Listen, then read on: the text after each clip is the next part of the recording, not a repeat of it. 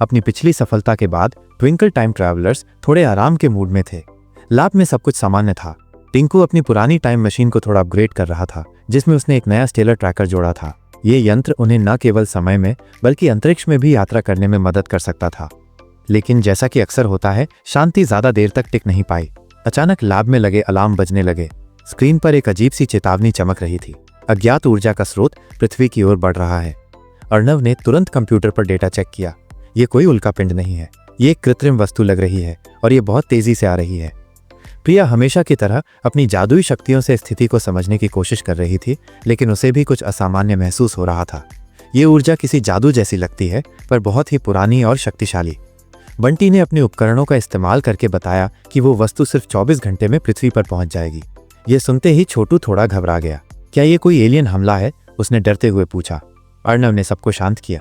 हमें इस वस्तु के बारे में और जानना होगा। इसका पता लगाने का एक ही तरीका है, हमें इसके पास जाना होगा। ट्विंकल टाइम ट्रैवलर्स ने तुरंत अपनी अपग्रेडेड समय मशीन में प्रवेश किया। टिंकू ने स्टेलर ट्रैकर का इस्तेमाल किया और एक झटके में वे पृथ्वी से बहुत दूर गहरे अंतरिक्ष में थे। सामने एक विशाल चमकता हुआ क्रिस्टल शिप था।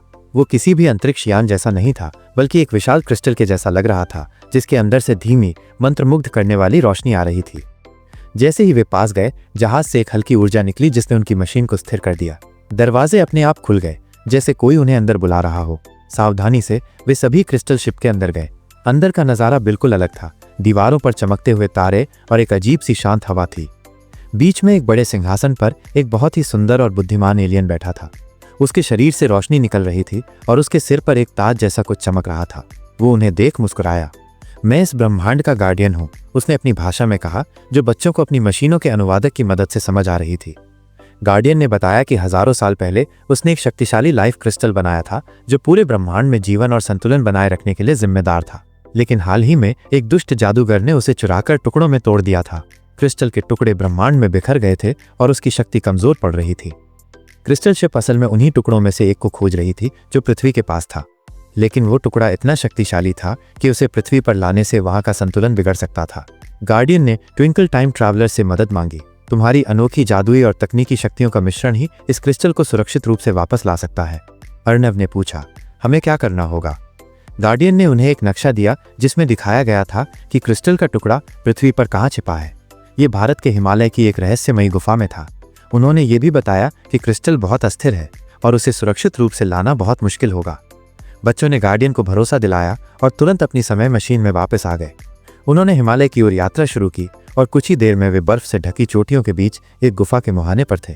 गुफा के अंदर एक अजीब ठंडी हवा चल रही थी। अंदर जाते ही उन्हें एक चमकदार पत्थरों से बनी भूल भुलैया दिखी। जैसे ही वे भूल भुलैया में घुसे, उन्हें एहसास हुआ कि ये कोई सामान्य पत्थरों से बनी जगह नहीं थी। यहाँ के पत्थर उनसे बात कर रहे थे, लेकिन उनकी भाषा समझ से परे थी। प्रिया ने अपनी जादुई छड़ी का इस्तेमाल किया और पत्थरों की भाषा को समझने की कोशिश की। उसे पता चला कि पत्थरों की आवाजें एक पहेली थीं। एक रास्ता सही है, दूसरा रास्ता बुरा। जो बुरा रास्ता चुने वो हो जाएगा यहाँ हमेशा के लिए पूरा। पहेली सुनकर सब घबरा गए, लेकिन बंटी ने अपने गैजेट से एक आवाज का विश्लेषण किया और बताया कि एक रास्ता गर्म था जबकि दूसरा ठंडा। अर्णव ने तुरंत फैसला किया, गर्म रास्ता जीवन का प्रतीक है, ठंडा रास्ता मृत्यु का। हमें गर्म रास्ते से जाना चाहिए। वे सही रास्ते पर आगे बढ़े और गुफा के अंदर एक बड़ी झील के पास पहुंचे, जिसके बीच में एक चमकता हुआ क्रिस्टल तैर रहा था। ये वही लाइफ क्रिस्टल था जिसे वे ढूंढ रहे थे। लेकिन जैसे ही छोटू उसे लेने के लिए आगे बढ़ा, अचानक एक विशाल बर्फीला राक्षस प्रकट हो गया। ये बर्फीला राक्षस दुष्ट जादूगर का सेवक था, जिसे क्रिस्टल की रक्षा के लिए रखा गया था। राक्षस ने उन पर बर्फ के गोले फेंकने शुरू कर दिए। अर्णव ने अपनी तकनीक का इस्तेमाल करके एक ऊर्जा का कवच बनाया, लेकिन वो कवच टूट रहा था। तभी प्रिया ने अपनी जादुई छड़ी से राक्षस पर एक रोशनी का प्रहार किया, जिससे वो कुछ देर के लिए कमजोर हो गया। इस बीच बंटी ने अपने गैजेट से क्रिस्टल को सुरक्षित रूप से निकालने का एक तरीका खोज निकाला। उसने एक चुंबक जैसी शक्ति का इस्तेमाल किया, जिससे क्रिस्टल धीरे धीरे उनकी ओर आने लगा। जैसे ही क्रिस्टल उनके पास आया, छोटू ने उसे पकड़ लिया। क्रिस्टल के छूते ही वो अपने आप एक सुरक्षित डिब्बे में बंद हो गया, जो गार्डियन ने उन्हें दिया था।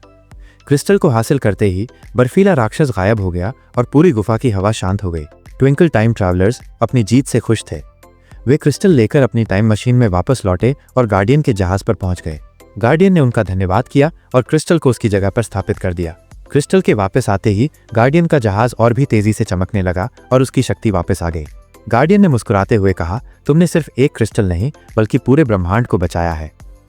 ट्विंकल टाइम ट्रैवलर्स ने खुशी खुशी अपने लैब की ओर वापसी की। उन्हें पता था कि ये सिर्फ एक शुरुआत थी और अभी ऐसे कई रोमांच उनका इंतजार कर रहे थे।